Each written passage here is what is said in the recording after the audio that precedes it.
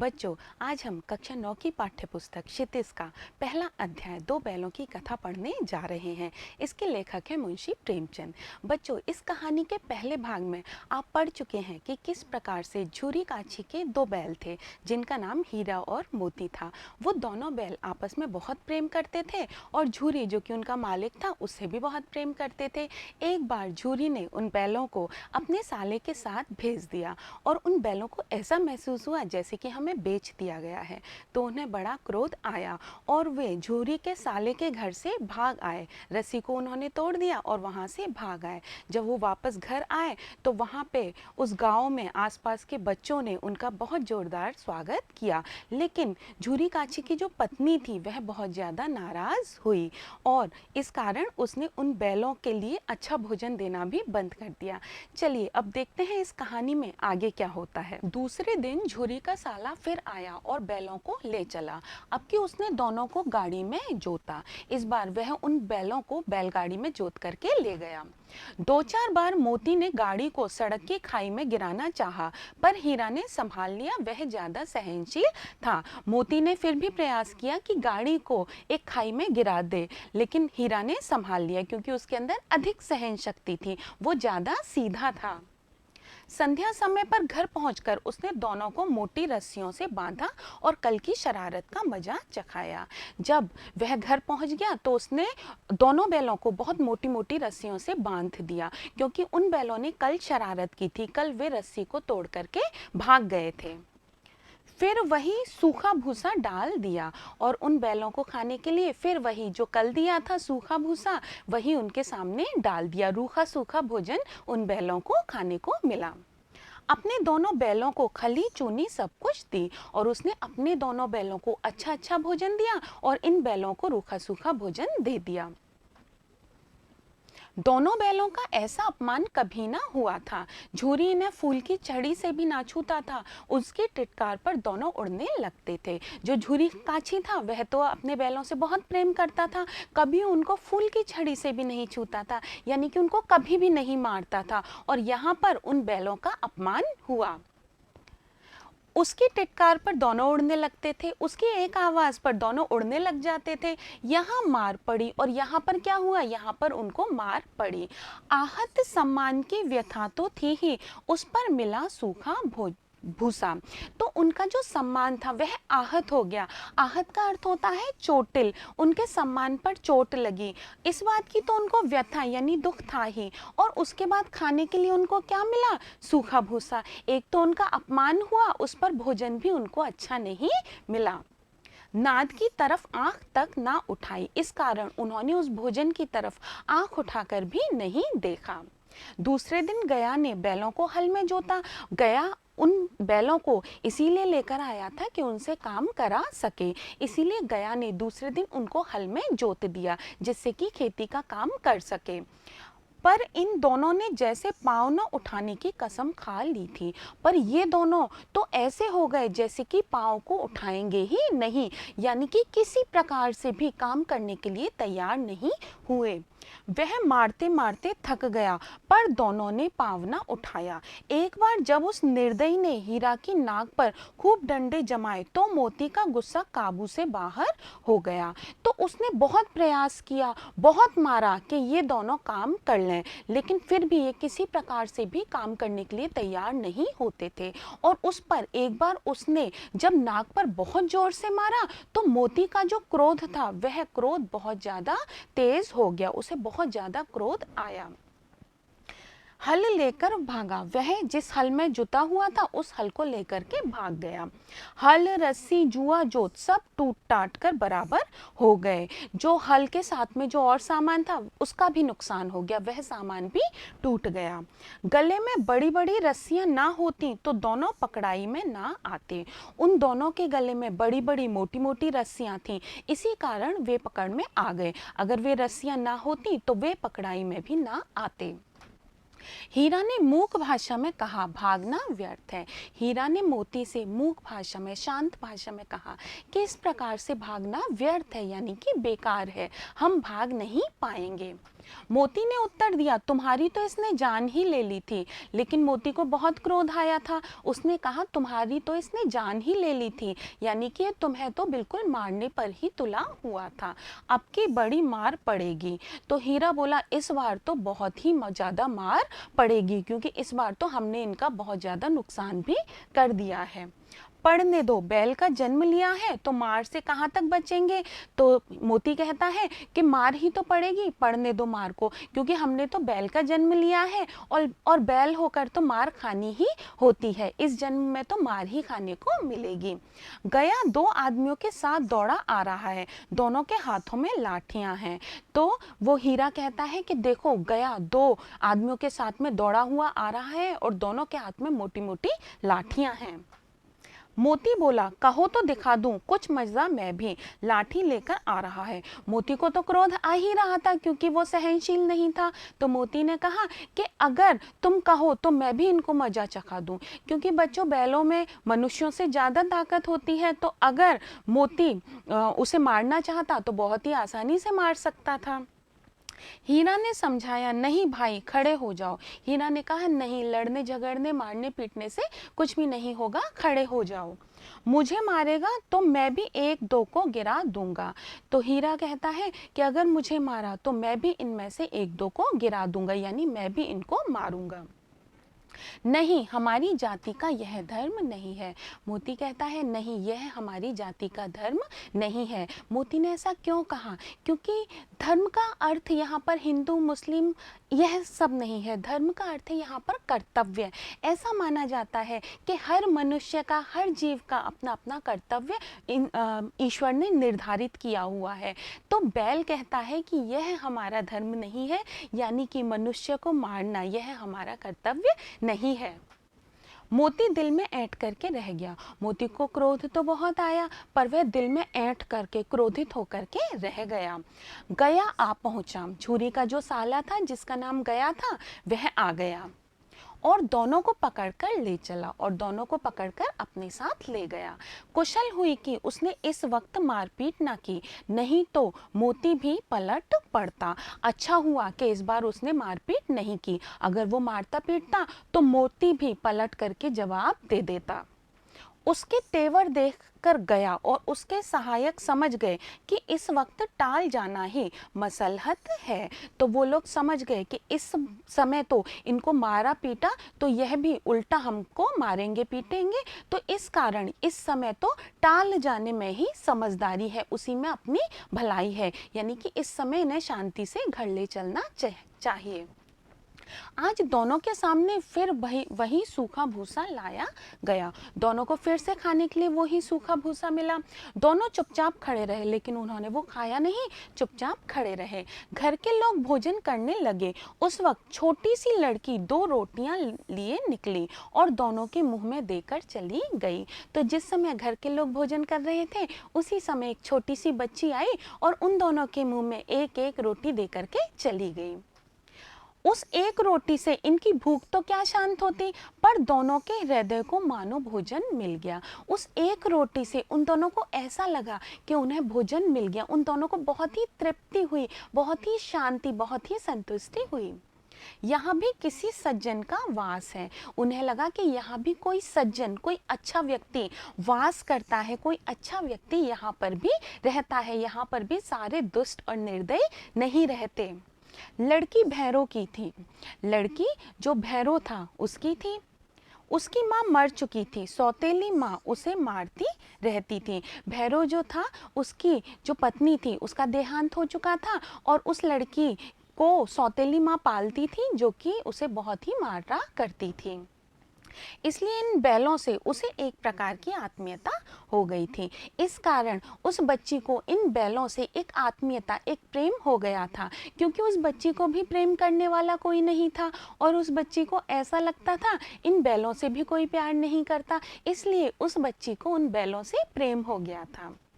दोनों दिन भर जोते जाते, दोनों को दिन भर हल में जोता जाता था।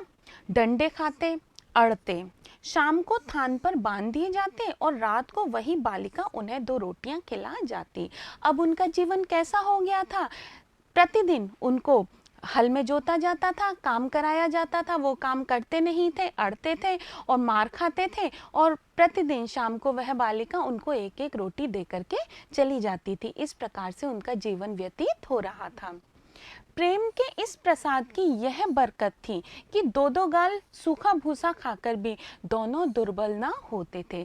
उस बच्ची का जो प्रेम था, वह बच्ची जो एक एक रोटी प्रेम से उन्हें खिला जाती थी, उस रोटियों की, उस प्रेम की ऐसी बरकत थी, ऐसी उन्नति थी कि उन दोनों को केवल सूखा भूसा खाने को मिलता था, लेकिन फिर भी वे दोनों कमज़ोर नहीं होते थे। उस प्रेम के कारण ही वे दोनों अभी भी खूब प्रसन्न थे और हृष्ट पुष्ट थे। मगर दोनों की आंखों में रोम रोम में विद्रोह भरा हुआ था।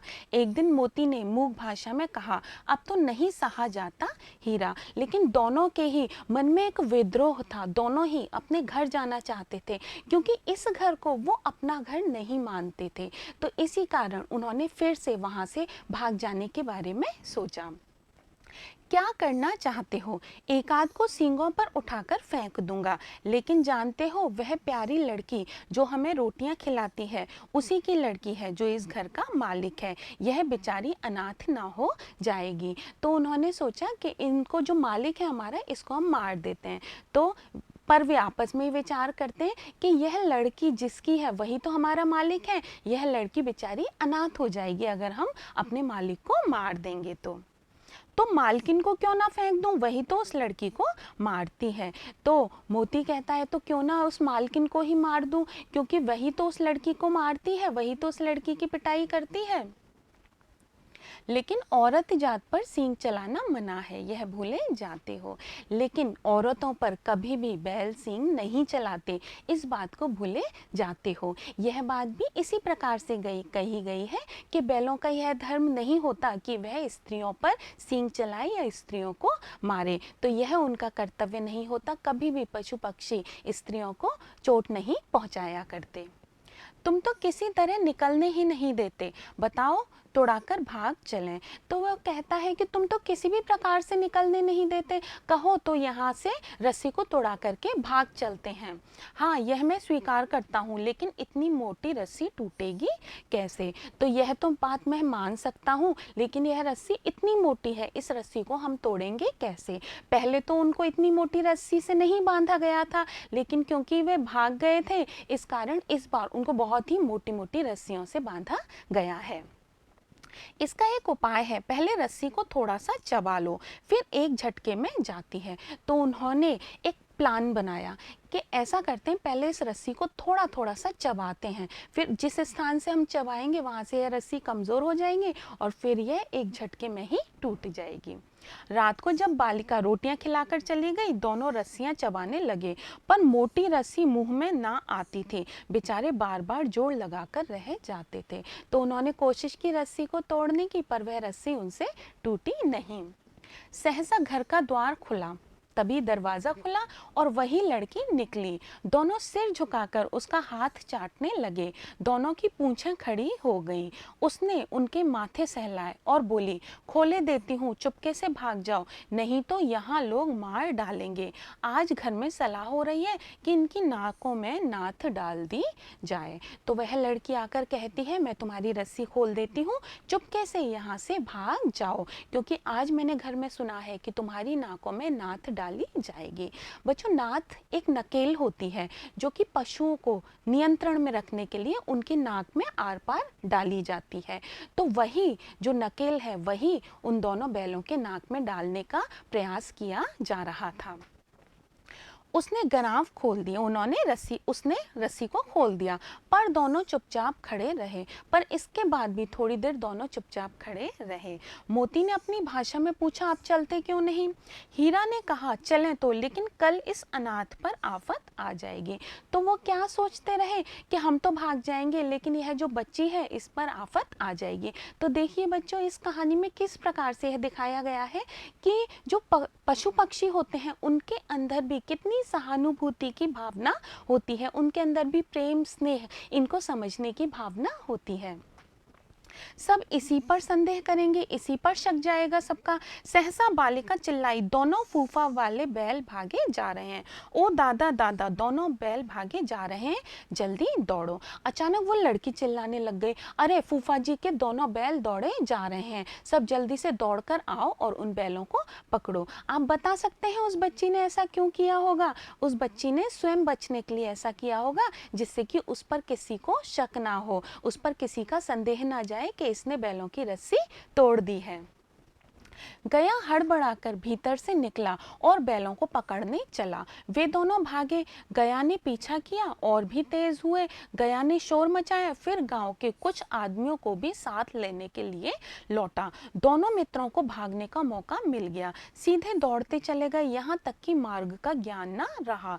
जिस परिचित मार्ग से आए थे उसका यहाँ पता न था। नए नए गांव मिलने लगे। तब दोनों एक खेत के किनारे खड़े होकर सोचने लगे, अब क्या करना चाहिए।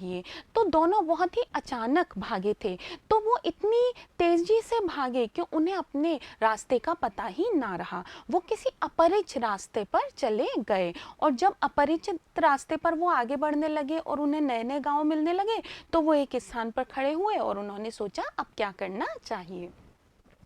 हीरा ने कहा, मालूम होता है राह भूल गए। राह भूल गए, रास्ता भटक गए। तुम भी बेतहाशा भागे, वहीं उसे मार गिराना था। तो मोती कहता है, तुम भी इतनी तेजी से बेतहाशा भागे, उसी समय उनको मार गिराना चाहिए था। उसे मार गिराते तो दुनिया क्या कहती, वह अपना धर्म छोड़ दे, लेकिन हम अपना धर्म क्यों छोड़ें। तो उन्होंने कहा कि अगर हम उन्हें मारते तो दुनिया हमारे बारे में क्या कहती। मनुष्य अपना धर्म छोड़ सकता है, लेकिन हम अपना धर्म कैसे छोड़ दें। दोनों भूख से व्याकुल हो रहे थे, भूख से परेशान हो रहे थे, क्योंकि उन्होंने कुछ भी नहीं खाया था और दौड़ते हुए बहुत दूर तक चले आए थे।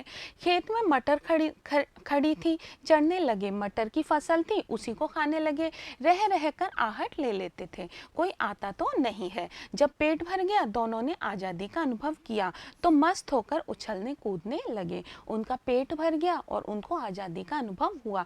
अब वो प्रसन्नता से उछल कूद करने लगे। पहले दोनों ने डकार ली, फिर सींग मिलाए और एक दूसरे को ठेलने लगे। तो वो एक दूसरे के साथ खेलने लगे। मोती ने हीरा को कई कदम पीछे हटा दिया, यहाँ तक कि वह खाई में गिर गया। तब उसे भी क्रोध आया, तो आपस में दोनों खेलते खेलते एक दूसरे को खाई में गिराने लगे। तो एक दूसरे को जब उन्हें क्रोध आया तो वो संभल कर उठा और फिर मोती से मिल गया। मोती ने देखा खेल में झगड़ा हुआ चाहता है तो किनारे हट गया। तो मोती को लगा कि ये तो गलती हो गई, क्योंकि मैंने उसे खाई में गिरा दिया और उसे क्रोध आ गया, गुस्सा आ गया, तो अब तो झगड़ा ही हो जाएगा। इसलिए वो एक किनारे हट गया, यानी कि वो चुप होकर के खड़ा हो गया। अरे यह क्या, कोई सांड डोंकता चला आ रहा है। तभी उन्होंने देखा कि एक सांड डोंकता हुआ, यानी कि बहुत तेज आवाज करता हुआ चला आ रहा है। हाँ, सांड ही है। वह सामने आ पहुंचा। दोनों मित्र बगलें झांक रहे थे। अब दोनों मित्र घबराए, क्योंकि सांड जो होता है वो बैलों से भी अधिक शक्तिशाली होता है। अब वो दोनों बगलें झांकने लगे, यानी कि इधर उधर देखने लगे। उन्हें समझ नहीं आया कि अब क्या करना चाहिए। सांड पूरा हाथी है। जो सांड है वो हाथी के बराबर है, बहुत ही ज्यादा शक्तिशाली है। उससे भिड़ना जान से हाथ धोना है।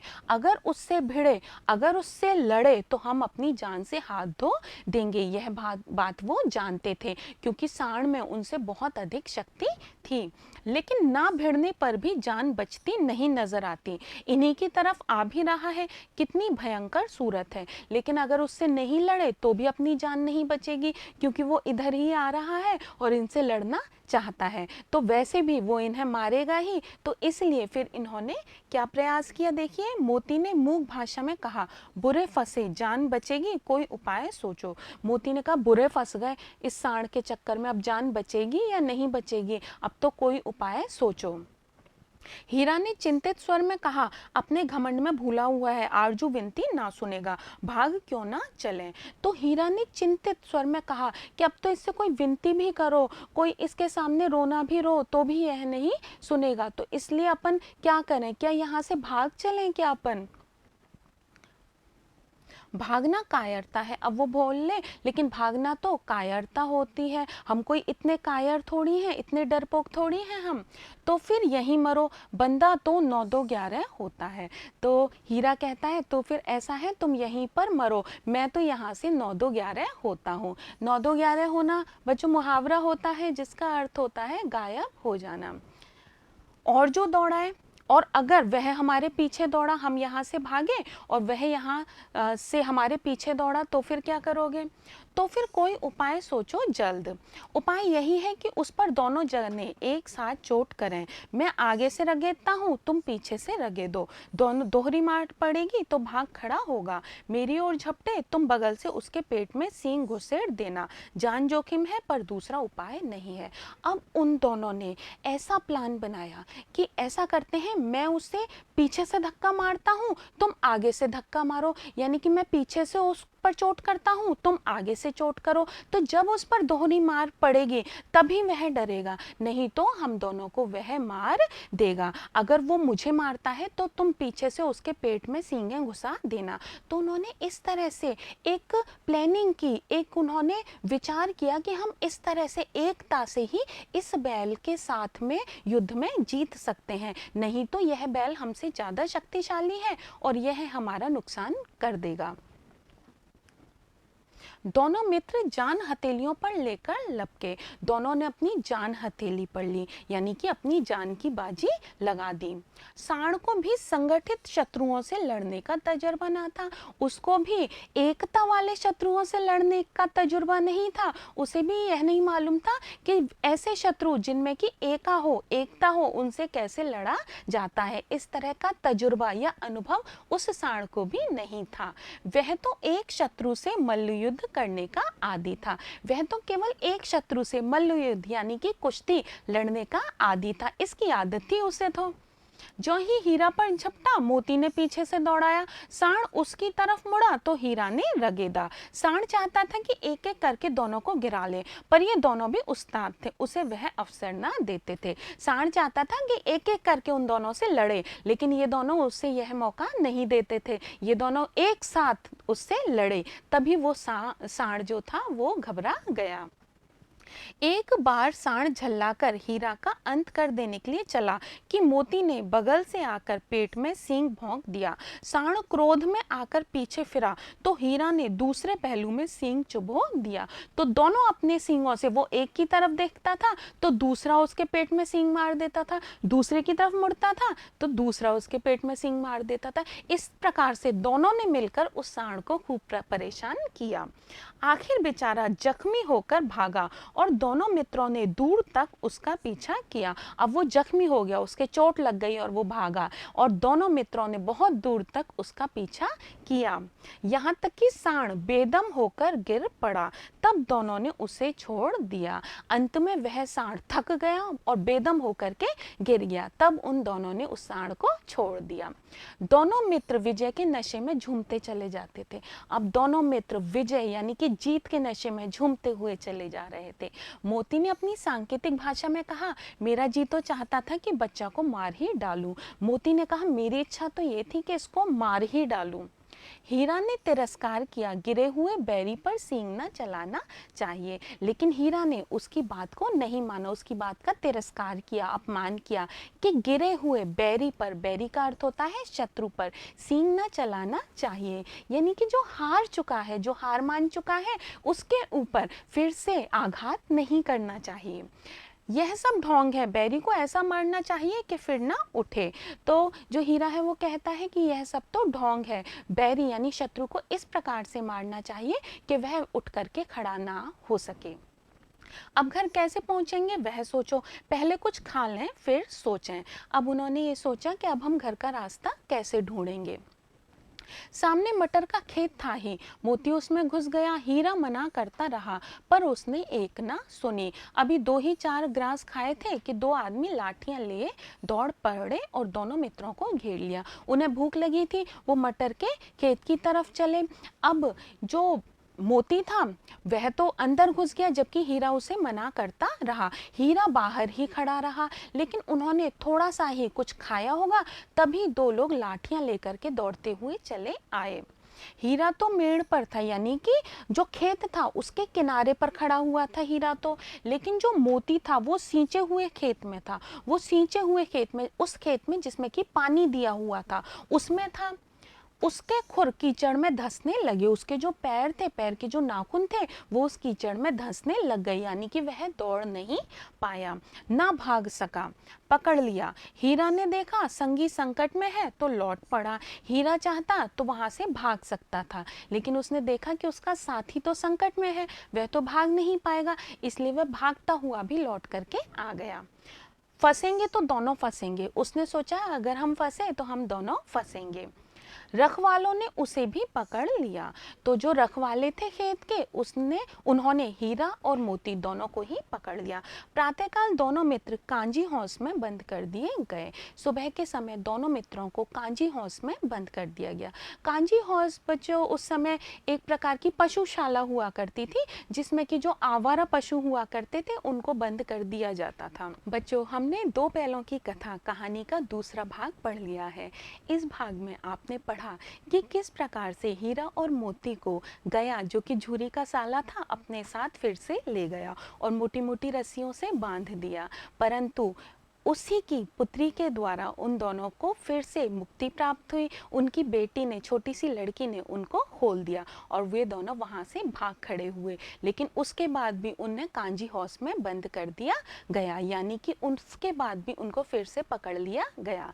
अब बच्चों, हम अगले भाग में यह पढ़ेंगे कि किस प्रकार से वे दोनों मित्र कांजी हौस से भागने में सफल हुए या असफल हुए। क्या उन्हें स्वतंत्रता मिली? उन्होंने जो प्रयास किए, जो मेहनत की, क्या उसका उन्हें लाभ प्राप्त हुआ? यह हम कहानी के अगले भाग में पढ़ेंगे।